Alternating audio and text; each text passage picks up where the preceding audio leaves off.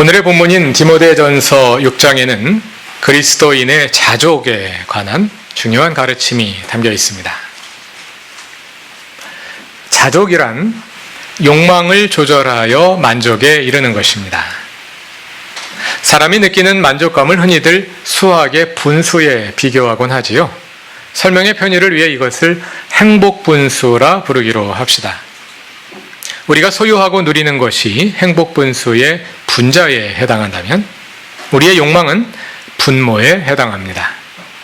분수에서 분자가 아무리 커지더라도 분모가 같은 비율로 함께 커지면 그 수는 커지지 않습니다. 마찬가지로 우리가 아무리 많은 것을 소유하고 누린다 하더라도 우리의 욕망이 더 커져버리면 우리는 결코 만족에 이르지 못합니다. 그래서 행복해지기 위해서는 반드시 욕망을 조절해야 합니다. 욕망을 조절하지 않는 한 우리는 결코 만족할 수 없고 밑빠진 독에 물 붓기와 같은 어리석은 노력을 반복하게 될 것입니다. 물론 행복분수의 분자를 키우는 것도 중요합니다. 의식주를 포함한 최소한의 생존 조건이 마련되지 않은 가운데 행복을 논하기는 어려울 것입니다. 그 단계에서는 행복이 아니라 생존이 문제가 되겠죠. 그러나 기본적인 물적 조건이 마련된 후에는 분수의 분자보다 분모가 행복에 더 중요한 조건이 됩니다. 자족이란 분모를 조절함으로 행복에 이르는 것입니다. 기독교 신앙에서도 행복 분수의 분모와 분자는 둘 다 중요합니다. 예수님은 이 땅에 오셔서 병든 자들을 고치시고 배고픈 사람들을 먹이시고 소외된 사람들을 공동체 안으로 회복시키셨습니다. 이 모든 것이 행복 분수의 분자에 관련된 것입니다. 병을 고쳐 몸을 건강하게 하는 것은 분자를 키우는 것입니다. 먹을 것을 공급하는 것도 분자를 키우는 것입니다. 사회적으로 배제되고 천대받는 사람들을 사람으로 대우하고 공동체의 일원이 되도록 다시 맞아들이는 것 역시 분자를 키우는 것입니다. 외적 환경을 변화시키고 수요에 대한 공급을 늘림으로 행복에 다가가게 하는 것입니다. 단, 성경은 단지 분자의 총량을 키우는 것이 아니라 모든 사람의 생존을 위해 꼭 필요한 물적 조건을 갖추게 하는 데 관심이 있죠. 그와 함께 성경은 행복분수의 분모에도 관심이 많습니다. 오늘 본문에 담긴 자족에 대한 가르침이 바로 그것입니다. 본문은 먼저 6절에서 그리스도인의 경건과 관련하여 자족을 언급합니다.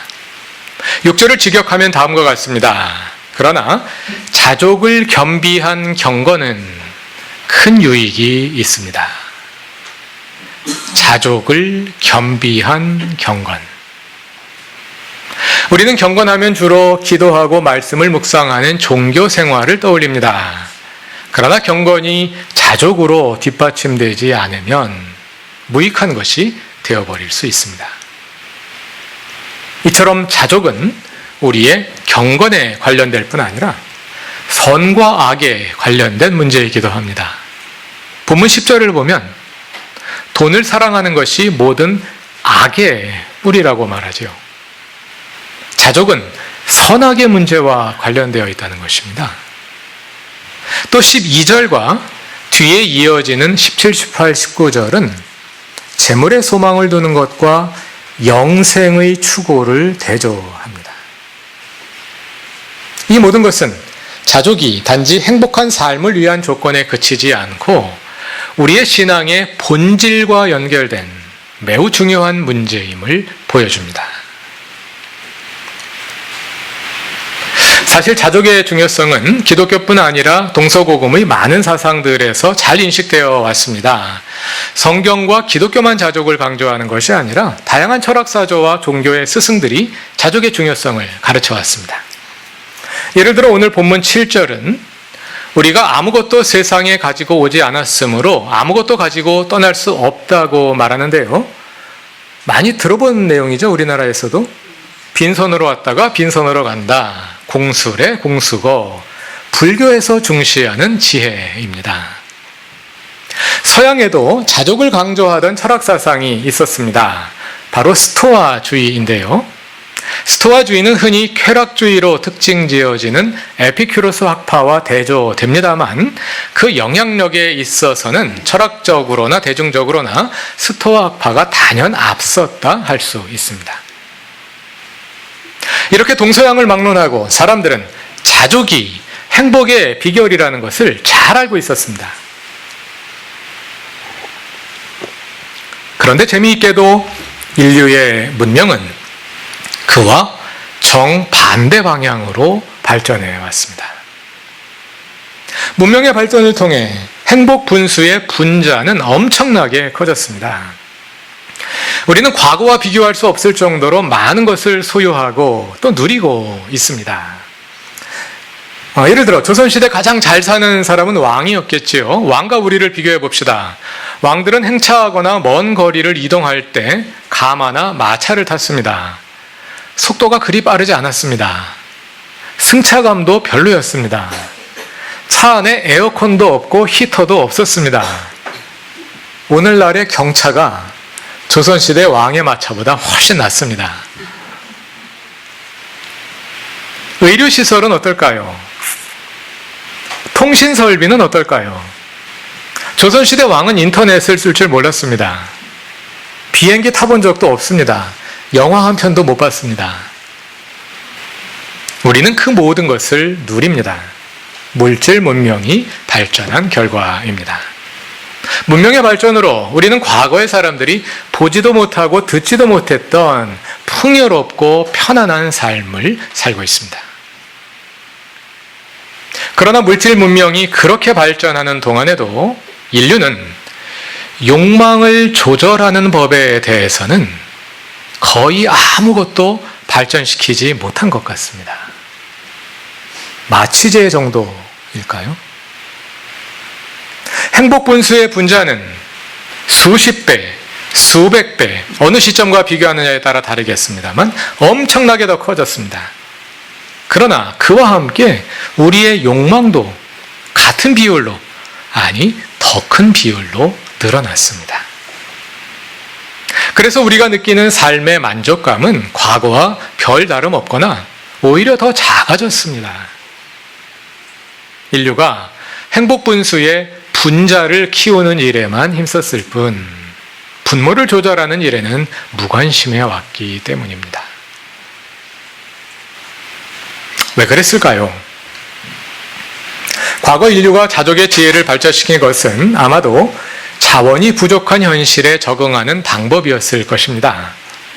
행복 분수의 분자를 채울 수 있는 방법과 기회가 극히 제한되어 있었기 때문에 인류는 그러한 현실에 맞추어 분모를 조절했던 것입니다. 사실 그 방법밖에는 없었습니다.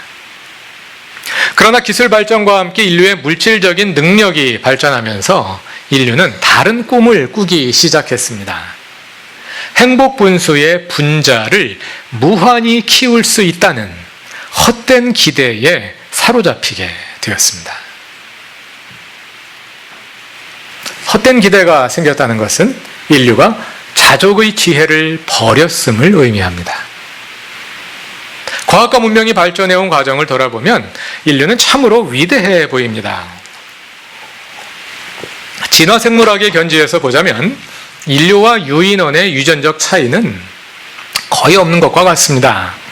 그러나 유발 하라리의 사피엔스가 보여주는 것처럼 인류는 인지혁명과 농업혁명과 인류의 통합과 과학혁명을 거치면서 다른 동물들과는 전혀 차원이 다른 존재가 되었습니다. 침팬지가 비행기 만드는 거 보신 적 있습니까? 그러나 그렇게 위대한 인류가 전혀 행복하지를 못합니다. 지금보다 더 배고플 때, 지금보다 더 춥고 덥고 불편할 때, 지금보다 훨씬 더 초라하게 살던 시절보다 인류는 오히려 더 불행합니다. 왜 그럴까요? 행복분수의 분자가 늘어난 것보다 분모가 오히려 더 큰 비율로 늘어났기 때문이겠지요. 자족의 지혜를 버린 인류가 행복분수의 분모를 조절하는 법을 잊어버렸기 때문입니다. 그 헛된 기대를 따라가기를 그쳐야 합니다. 그리고 이제라도 다시 자족의 지혜를 배워야 합니다. 다시 본문으로 돌아가 디모데전서가 가르쳐주는 지혜의 말씀에 귀 기울여 보기로 합시다.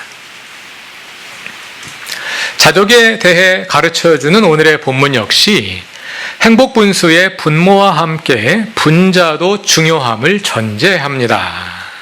다 같이 8절을 읽어봅시다. 우리는 먹을 것과 입을 것이 있으면 그것으로 만족해야 할 것입니다. 먹을 것과 입을 것이 있으면 기본적인 토대가 마련되어 있는 경우를 전제하는 거죠. 먹을 것과 입을 것도 없는 절대 빈곤 상태에 있는 사람에게 자족하라고 말한다면 그것은 폭력이 될 수도 있을 것입니다. 먹을 것과 입을 것이 없는 사람에게는 자족하라고 말할 것이 아니라 먹을 것과 입을 것을 주어야 합니다. 오늘의 본문은 먹을 것과 입을 것이 있는 사람에게 주는 말씀입니다. 먹을 것과 입을 것, 곧 생존에 필요한 기본적인 여건이 마련되어 있다면 그 이상을 추구하지 말고 만족하라는 것이죠. 나아가서 본문 9절은 그것을 넘어 부자가 되기를 원하는 사람은 유혹과 올무와 여러 가지 해로운 욕심에 떨어지게 되고 나아가 파멸과 멸망에 이르게 된다고 경고합니다. 무서운 용어들이 사용되고 있습니다. 8절과 9절은 연결되는데요. 여기에서 8절이 말하는 먹을 것과 입을 것이 있는 상태, 곧 삶에 필요한 기본적인 여건이란 어느 정도의 여건을 말하는 걸까요? 월 수입이 얼마나 되는 상태일까요? 가족수당 집은 몇 평이 되어야 하는 걸까요? 차는 어느 정도 타야 하는 걸까요? 옷은 어느 정도 입어야 하는 걸까요? 그건 사람에 따라 다 다르겠죠.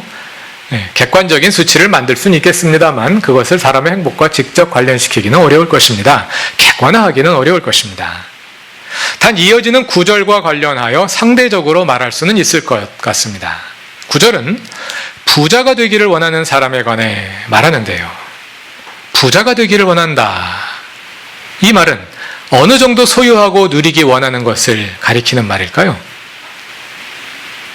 자족을 말하는 본문의 맥락에서 볼 때 부자가 되기를 원한다는 말은 지금 나는 가진 것이 너무 적어서 행복할 수 없다. 더 가지지 않는 한 행복해지지 않을 거야 하고 여기는 것이라 할 수 있겠습니다. 행복의 조건을 행복분수의 분자에 두는 것입니다. 재산과 학력과 미모와 인맥과 명성과 권력을 행복의 조건으로 삼는 것입니다. 그래서 그것을 인생의 목표로 삼고 그것을 위해 사는 것입니다. 그러한 삶의 추구를 가리켜 10절은 돈을 사랑하는 것이라고 말합니다. 한 단어입니다.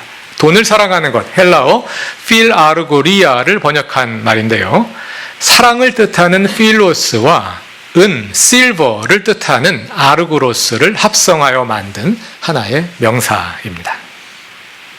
필아르고리아는 우리가 지금까지 말해온 행복분수의 분자에 대한 추구를 대표하는 말입니다. 지금까지는 그것을 욕망이라고 불러왔습니다. 그런데 그 욕망이 그렇게 단순하지 않지요. 음식을 먹는 것은 배고프기 때문입니다만 배고프지 않아도 먹을 때가 있죠. 불안해서 먹고 초조해서 먹고 그냥 마음이 허해서 먹을 때도 있지 않습니까? 사람들이 돈을 벌려 하는 것도 단지 돈을 좋아해서 그런 것만은 아닙니다.